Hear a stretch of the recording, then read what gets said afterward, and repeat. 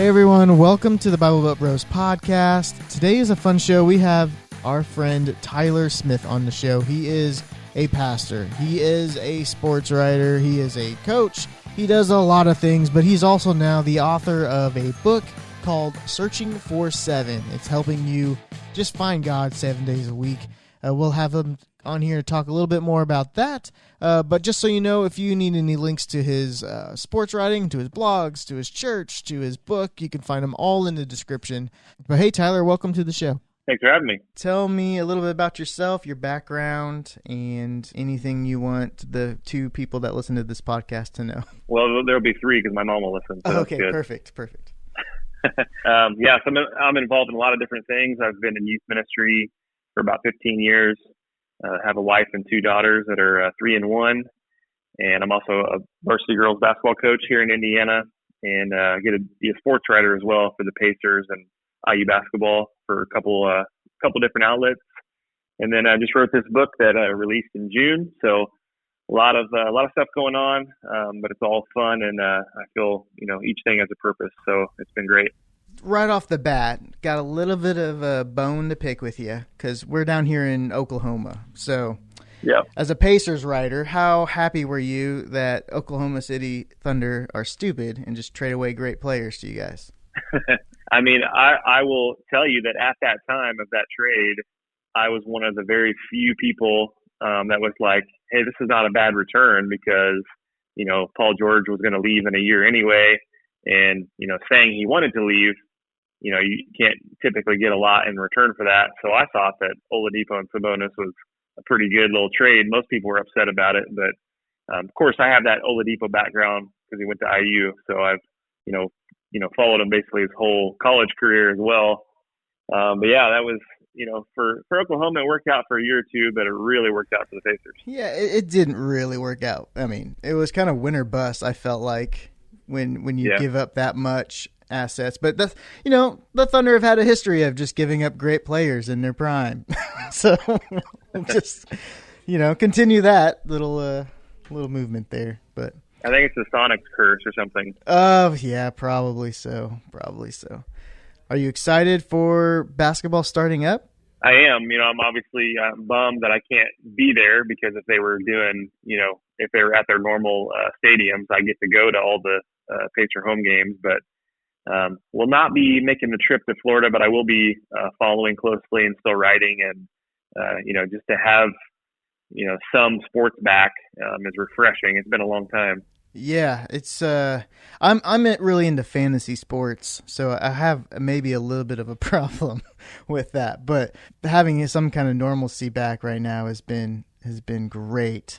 And that's one of the things, like 2020 has just been insane for sports, and going on with your book, it's kind of what I've been kind of struggling with and wrestling with is, church culture nowadays. We're used to Sunday being the 1 day a week that we get things back on track, and go on the rest of our week like normal, and then come back to a Sunday and do it all over again. And so this has really stretched the church in general on how to do ministry. Our church has been, our pastor is very evangelical pastor, and he's all about serving the community. So we've been probably working more now than we have in the past.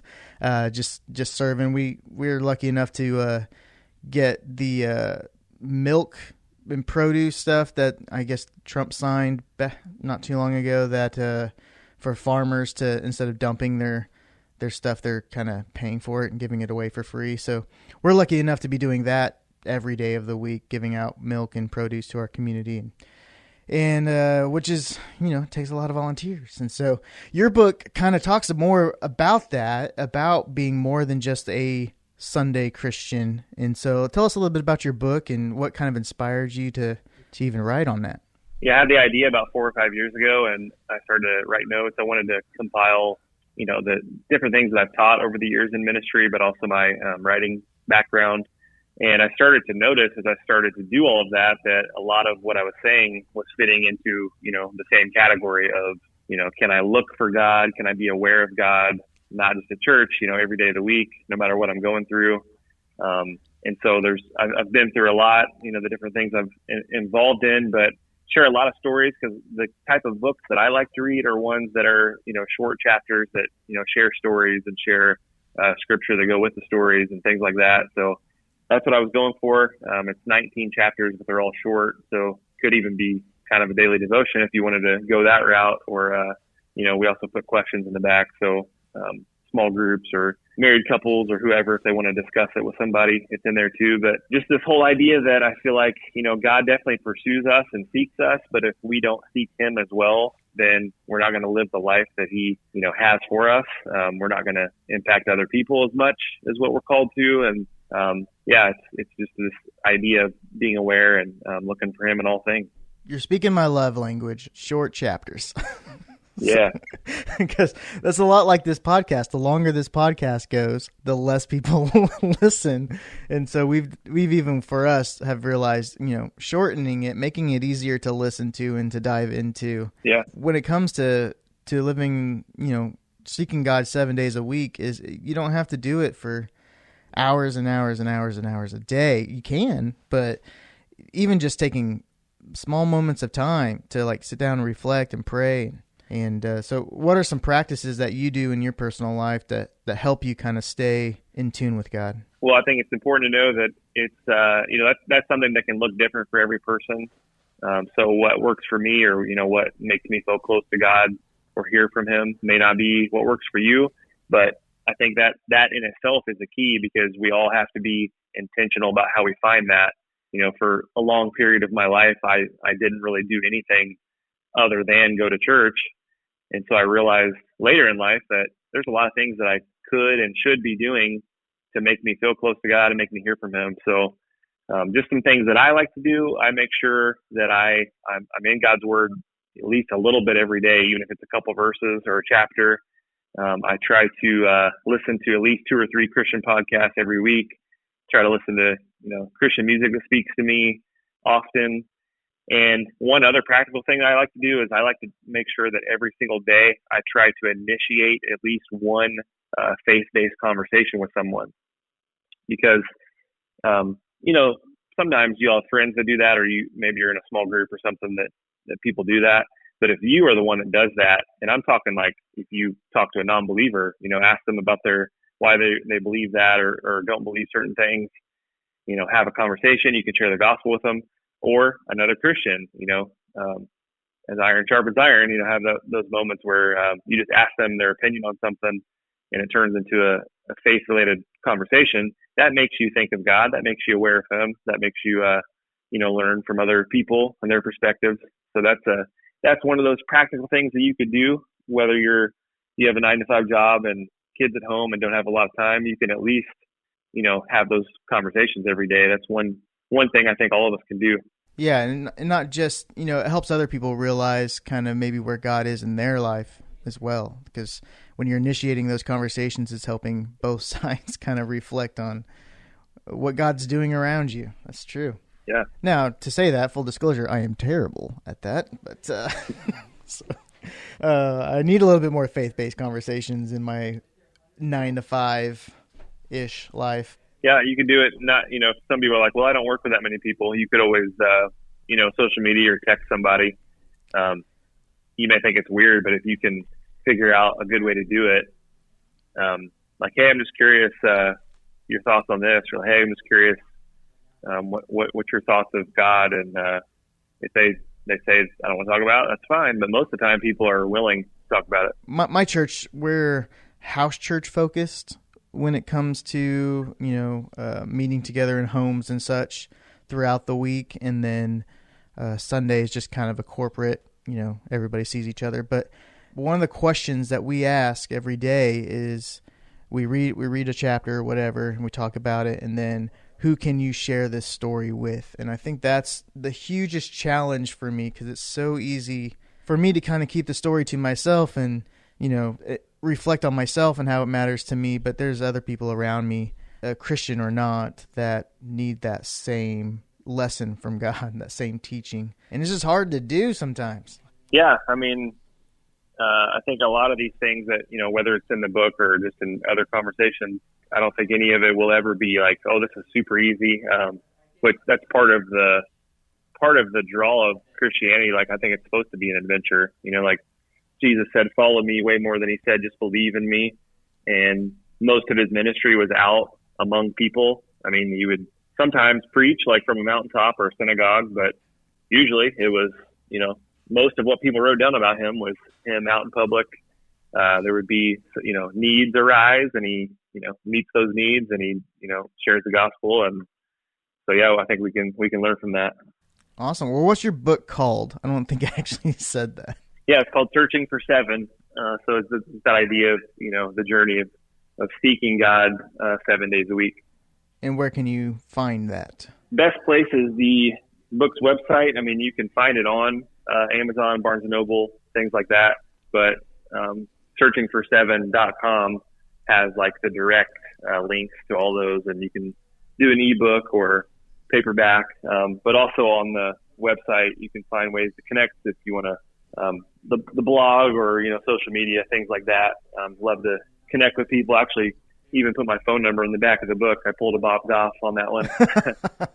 Just to, and maybe I'll get some haters for that too. Like, hey, your book's terrible. I'm like, hey, I know I've made it because I have some haters. Yeah, you have to have some haters. We have some 1-star reviews for sure on our, and they're kind of funny and justified.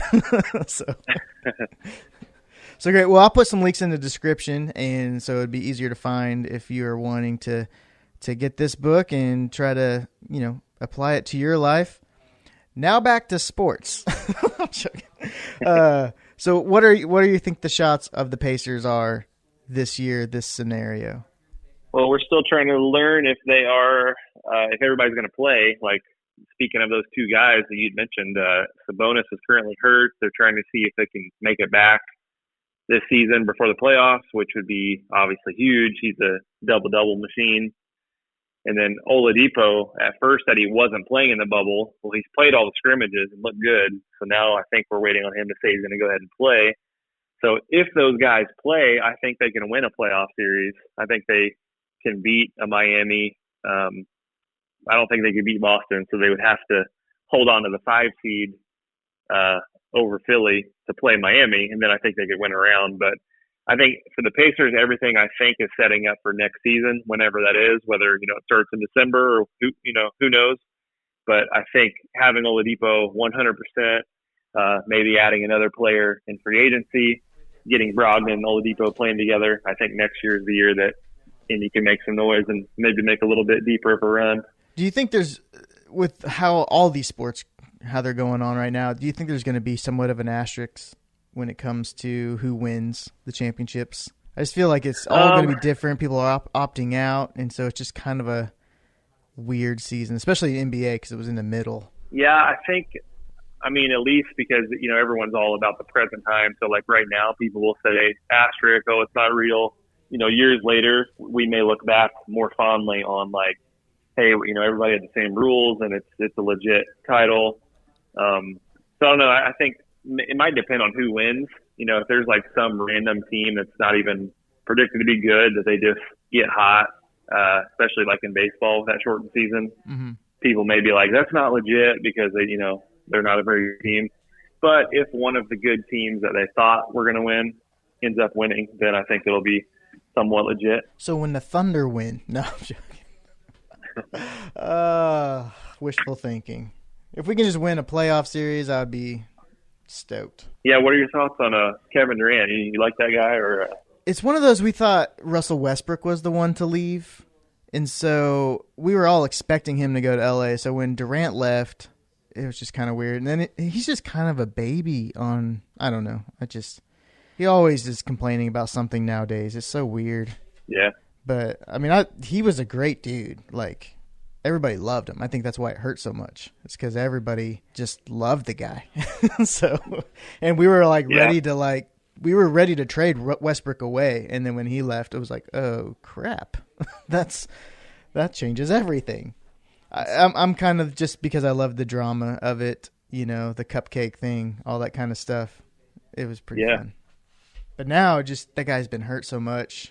It's hard to see that because what he could have been, and he's not even going to come back this year. So maybe a couple years till we see him in action again. Who knows what will happen? Yeah, it's just got to hurt as a Thunder fan knowing that that team very easily could have beat Golden State and won the title. Should have, yeah. You know, like 3-1 lead, and then Klay Thompson goes off in Game 6. But my thing is, did Durant really believe that they couldn't beat them when they were one win away? I mean, if he just stayed for another year or two, then maybe they get over the hump. But then his entire career would have looked different if he would have won there.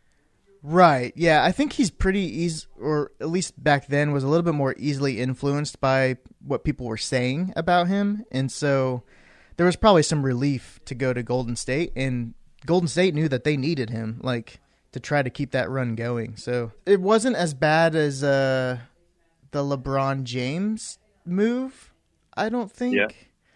But then it was, I guess.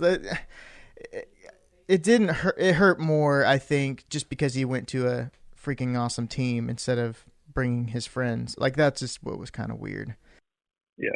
Man, I've seen him play live, and, I mean, he was great, and he is great, but yep. I wish he would have stayed. That's all. Oklahoma's just butthurt about it. It's our only team, so, like, come on. Well, thanks for being on, man. We might hit you up closer to the playoffs and just check in and see if you're freaking out or if you're actually having a good season. So you don't know, because with coronavirus somebody could test positive and it changes everything. So it's just going to be kind of a weird walking on eggshells kind of season, I think, for what could happen for a lot of teams. Yeah, so far so good. I think they were like, if we can just get to the season, they may be in decent shape, because obviously after 8 games, more teams leave. And then after each round, more teams leave. So it's like less and less people. And once they get to the games, I think the guys will be even more on it in terms of, staying in the bubble. And not leaving the bubble and going and doing other things. Yeah. Yeah. Yeah, that's so funny. So, all right, well, I appreciate you being on, man. The links will be in the description. Check him out. Check out his book. Check out his blogs. Check out everything else you do. And, man, it's nice talking to you. You too. Thanks a lot.